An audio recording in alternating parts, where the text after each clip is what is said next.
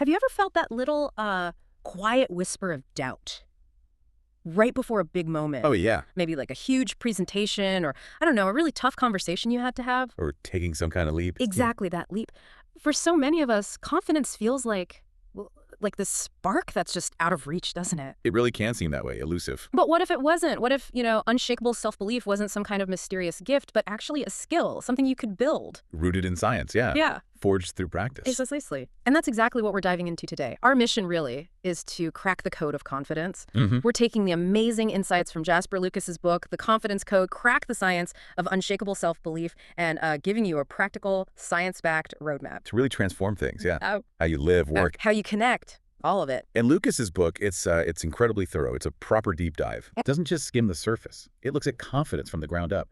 Neuroscience, psychology, actual transformations people have made. It really lays out how you can actively build self-belief instead of just, waiting for it to show up. Exactly. Not just hoping. Okay, so let's unpack this. When we say confidence, what are we really talking about? Because the book is clear, it's not just bravado, right? Not being the loudest one. Not at all. That's a key point. True confidence, at its core, it's more like a quiet assurance. Okay. A belief in your ability to act, to adapt, and, ultimately thrive, even when things get challenging. So it's not about being fearless. No, not fearless or flawless. It's about trusting yourself to handle uncertainty and just keep moving. And Lucas breaks it down neatly into 3 parts. Okay. There's belief in competence, basically, do you think you have the skills needed? Yeah. Then there's belief in resilience, knowing you can bounce back when you get knocked down. Right, the bounce back ability. And finally, belief in agency. Feeling like you can actually take action and make a difference. Influence things, not just be swept along. Like you're in the driver's seat. Precisely. Like a 3-legged stool, really. All parts need to be there for solid confidence. It's fascinating, though, how we tend to mix up confidence with, say, self-esteem or self-efficacy. They sound similar, but the book says understanding the difference is key. It really is fundamental. People use them interchangeably all the time. So can you clarify that a bit? Sure. So self-esteem, that's your overall sense of self-worth, like how much you value yourself, period. Okay, just generally feeling good about yourself. Right. You could have high self-esteem, feel good about who you are, but still lack confidence in, say, public speaking. Ah. Yeah. Self-efficacy, on the other hand, that's more specific. It's your belief you can succeed at a particular task. Like, I know I can write this report because I've done it well before. Task-specific belief. Exactly. Confidence, as Lucas defines it, is broader. It pulls these together. It's that deeper belief you can handle a range of challenges, adapt, and still hit your main goals. Okay, so the marathon runner analogy makes sense now. High self-esteem. They feel worthy regardless of finishing. High self-efficacy. They believe they can run this specific race because they trained. But real confidence is believing they can tackle any marathon, handle surprises, mid-race bad weather, an injury maybe, and still cross that finish line feeling capable. You've got it. That's the essence. It covers the unexpected, the need to adapt. And the book really hammers home that this isn't just in your head, it's physiological, right? It's wired into our brains. Absolutely. Confidence isn't just a mood, it's neurological. Your brain is actively shaping it. How does that work exactly? Well, when you succeed, even in small ways, your brain releases dopamine, that reward chemical. The feel-good hit. Exactly. And that dopamine literally strengthens the neural pathways linked to that success. It makes it easier for your brain to fire up those confidence circuits next time. So you're paving the way. You are.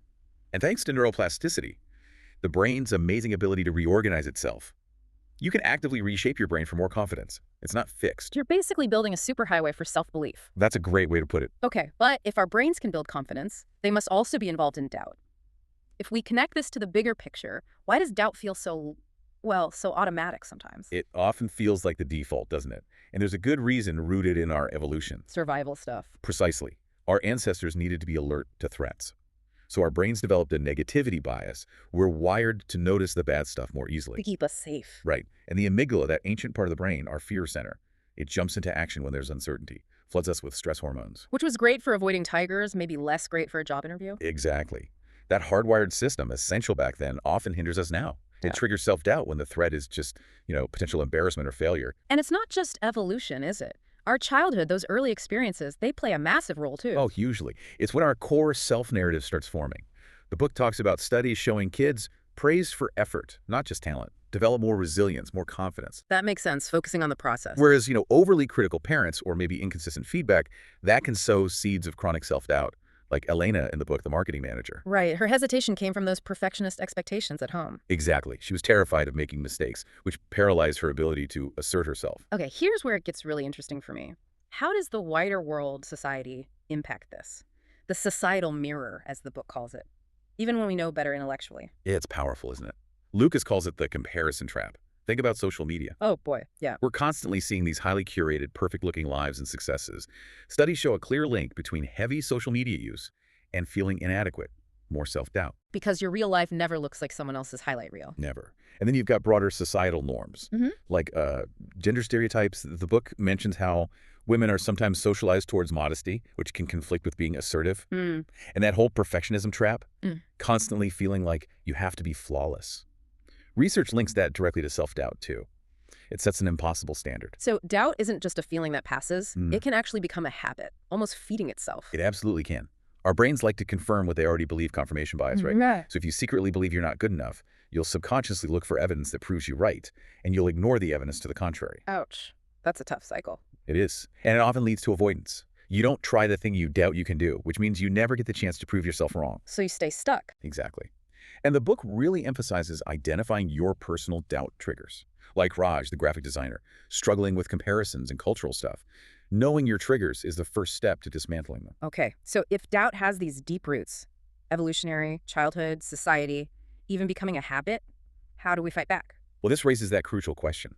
How can we use the brain's own mechanisms, the very things that might reinforce doubt, to actually build confidence instead? Right. Flip the script. Use the neuroscience to our advantage rather than letting it work against us. Exactly. Because knowing how to flip that switch, that's the game changer. The book really digs into this neural foundation. So remind us about those pathways again. Success strengthens them. It does. When you succeed, your brain literally reinforces the connections, especially between the prefrontal cortex, your thinking, planning, CEO part, The rational part. and the reward areas like the striatum. It makes that success circuit stronger, and the chemicals matter too. Dopamine, that reward molecule, gets released. Giving you that positive feedback loop. Precisely. It solidifies the belief, I did that, I can do it again. When confidence is high, the prefrontal cortex is in charge, and the amygdala, the alarm system, actually quiets down.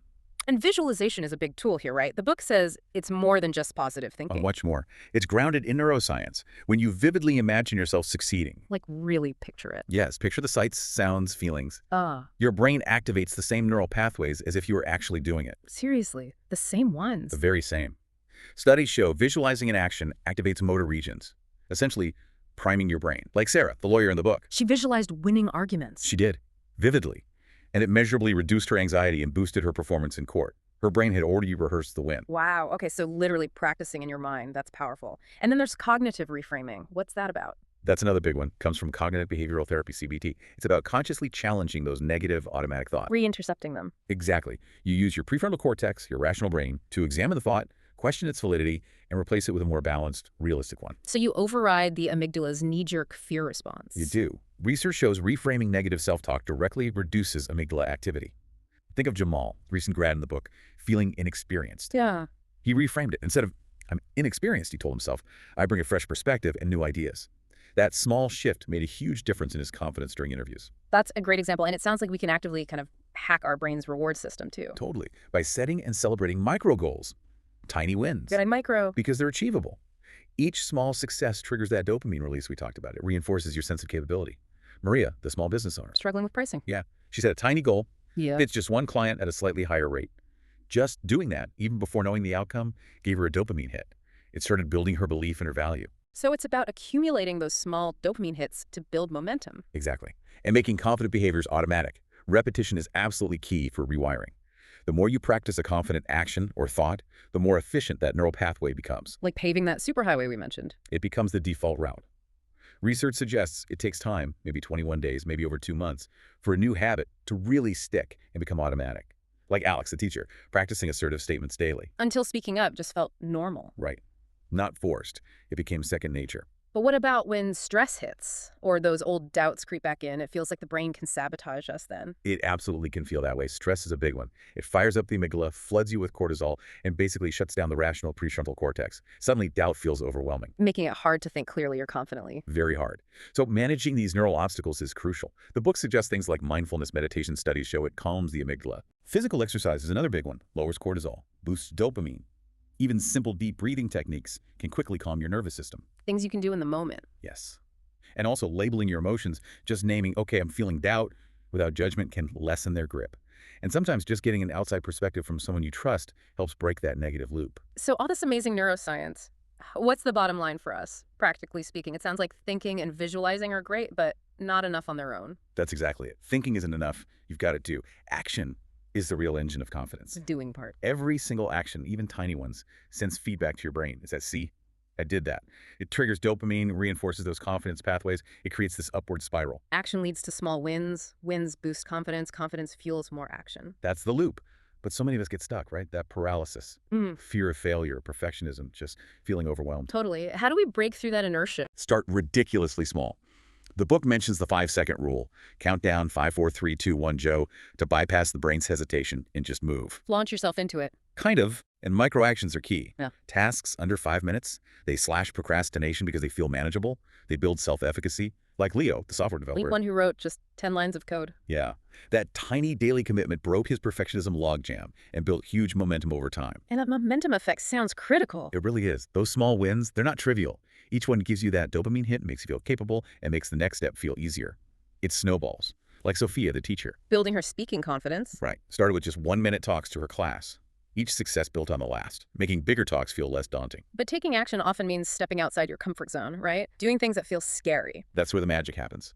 Acting despite the fear is what actually rewires the brain. It's called fear extinction. Basically, by repeatedly facing a feared situation safely and taking action, you teach your amygdala that the threat isn't real or catastrophic. Its reactivity goes down.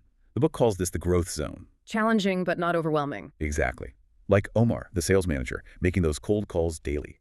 Terrifying at first, but each call proved rejection wasn't the end of the world. His confidence soared. And eventually, taking action just becomes automatic, like a habit. That's the goal. Using that habit loop cue, routine, reward. Consistent action makes confident behaviors feel effortless. Like Anita, the writer, submitting work daily after coffee. Making it part of the routine. Yes.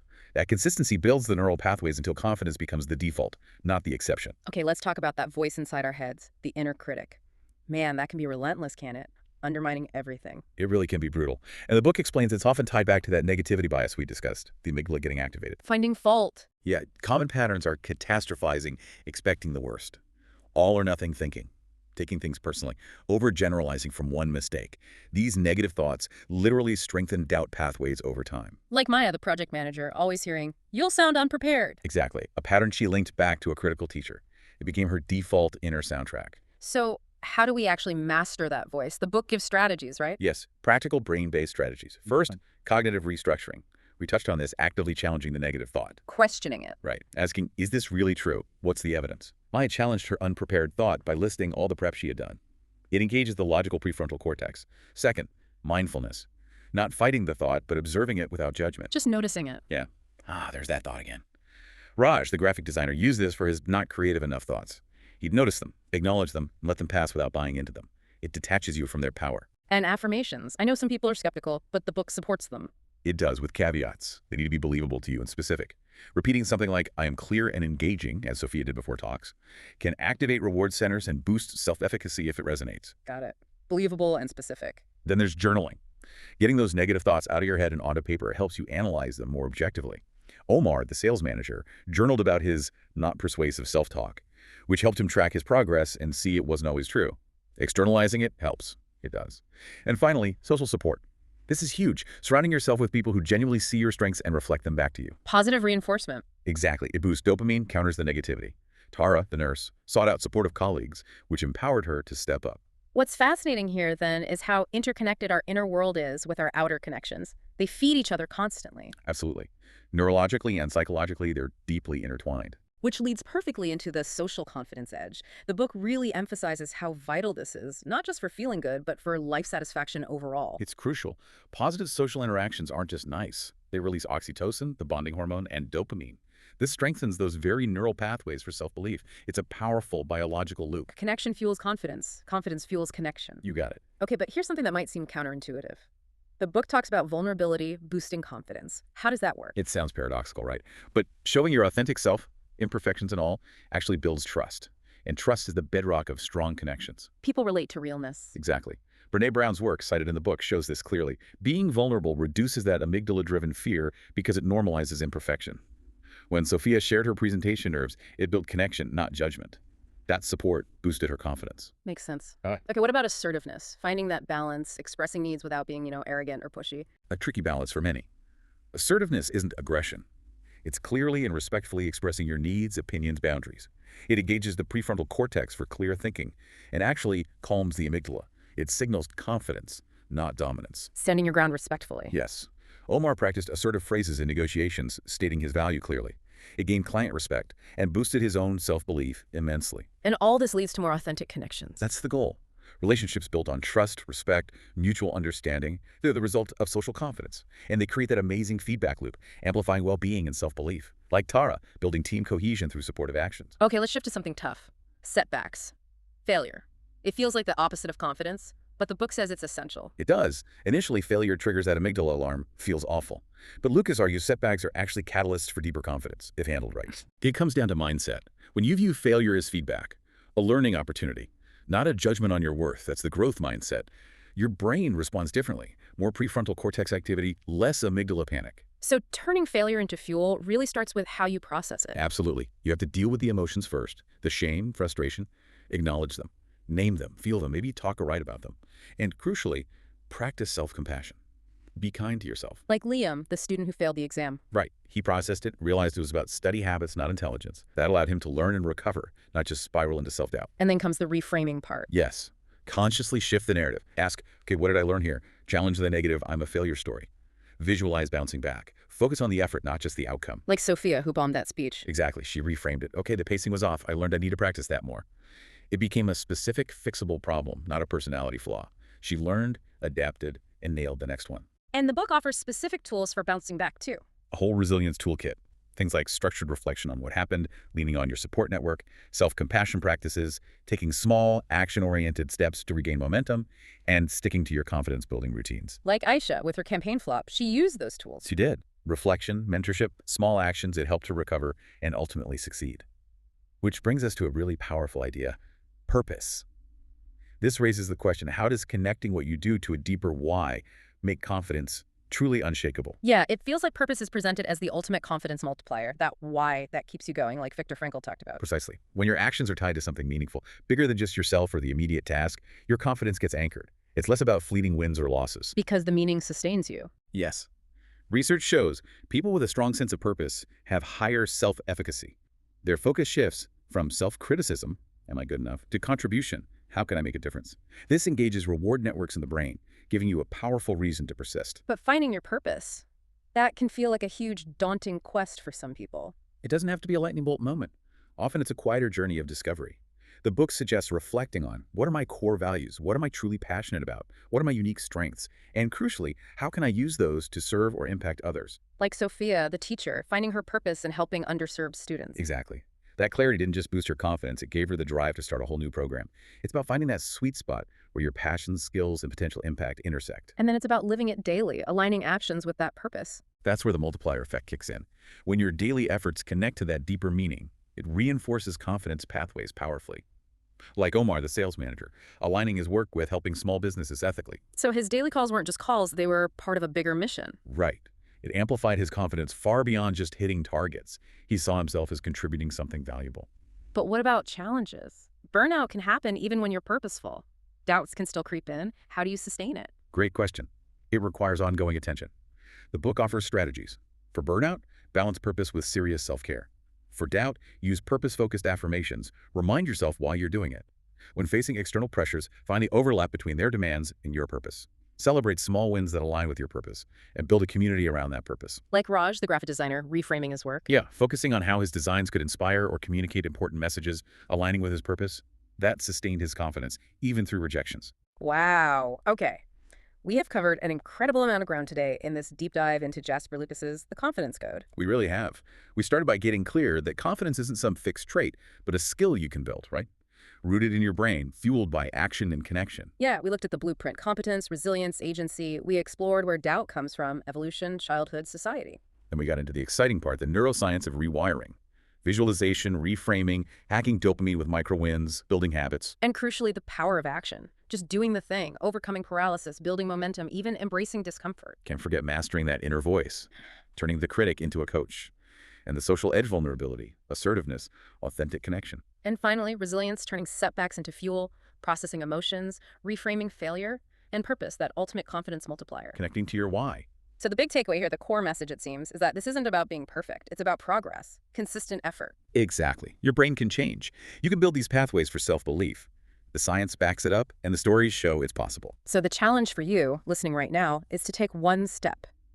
Just one. Choose just one idea from everything we've discussed today that really struck a chord with you. Maybe it's trying a 5-minute visualization. Maybe it's deciding to have that slightly vulnerable chat with someone you trust. Or maybe setting one tiny goal that aligns with the sense of purpose you want to explore. Just one thing. And commit to it, just for this week. See what happens. Maybe jot down a few notes about how it feels. And consider telling someone, a friend, a partner. Just saying it out loud can make it more real, give you that little boost of momentum. Because remember, your confidence isn't just for you. It ripples outwards. It inspires people around you. It helps you build the impact you want to make. So the final thought is, what potential are you ready to unleash?